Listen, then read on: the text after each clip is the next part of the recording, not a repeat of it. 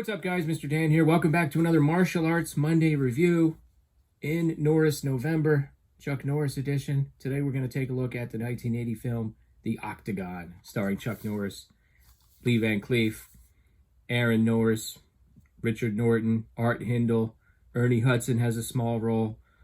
Really good cast. Karen Carlson, Tadashi Yamashita plays his adopted brother. We'll talk about him in a moment. Some interesting facts about him I found out.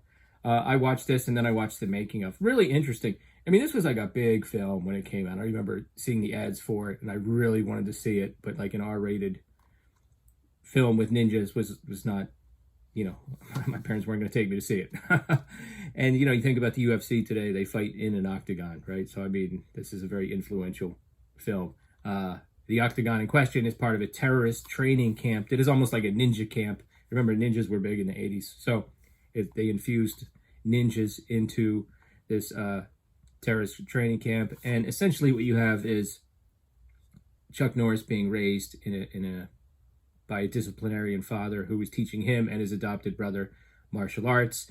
They had a falling out, and now his adopted brother, played by Tadashi Yamashita, is basically transformed that martial arts school into a terrorist training camp.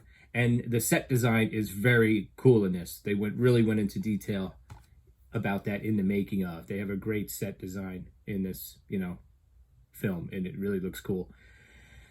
So essentially, Chuck is contacted by a woman who sort of arranges a meeting. Oh, my car broke down, and turns out she wants to use him to get revenge. Chuck is later contacted by somebody or works with somebody in the camp who's kind of having second thoughts about being used as a terrorist, because some people are going there because they're like freedom fighters, or so they think.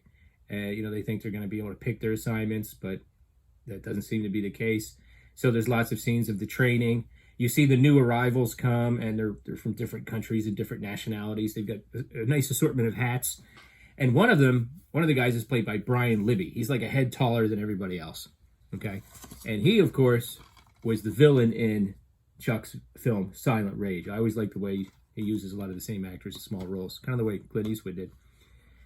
So he's got a pretty good part. Brian Libby, by the way, was in every Frank Darabont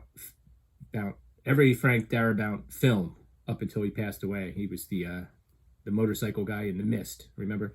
Yeah, he's pretty good.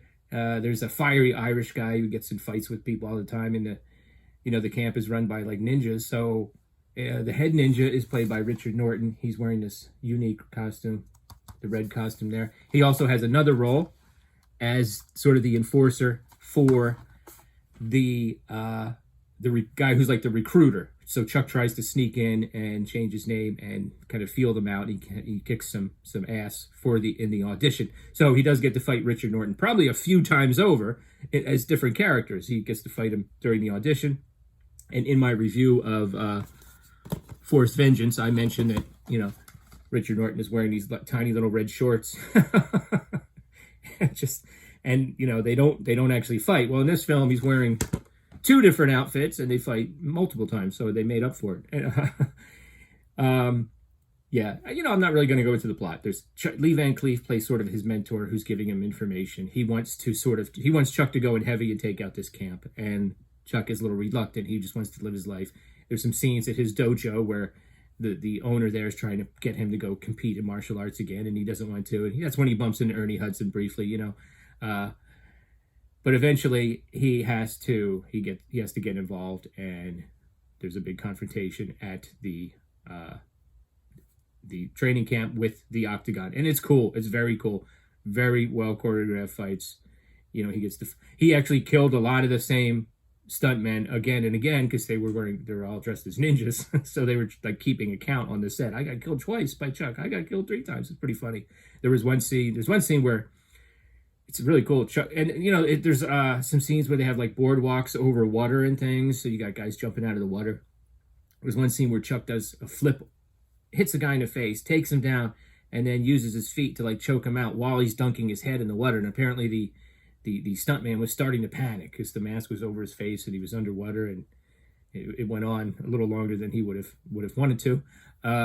There's another scene where Richard Norton has the sai, the 2 knives, and he disarmed somebody with a sword.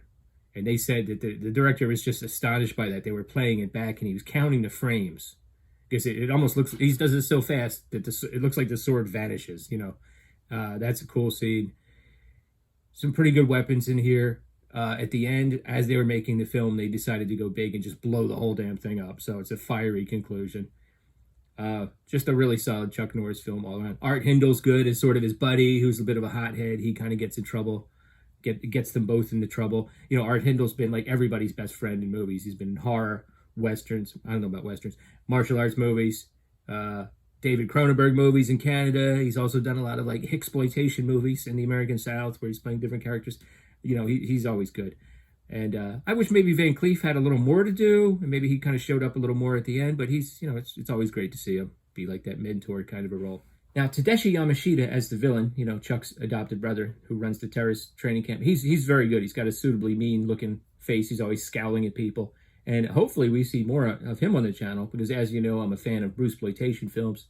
And, there's several sort of minor stars in that subgenre, people that, they would give them certain names just for a few movies. Well, they coined him Bronson Lee for a few movies. So I didn't even realize I was watching a guy that eventually would be or already was at one point Bronson Lee. So I definitely got to check out those films. I thought that was pretty interesting. Just a great film all around if you like Chuck Norris. I mean, this is one of the quintessential action films from Chuck. Where's the slipcover?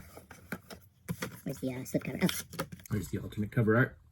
So yeah, the ninja, unholy masters of terror. Only one man can stop them. Okay, what can you say? Essential Chuck Norris viewing. Have you seen it? What are your thoughts? Let me know in the comments below, and I'll check you back next time for another Martial Arts Monday review, Chuck Norris edition for the month of November. Thanks. Hey, this is Chuck Norris. Chuck Norris doesn't actually write books. The words assemble themselves out of fear. You're under arrest.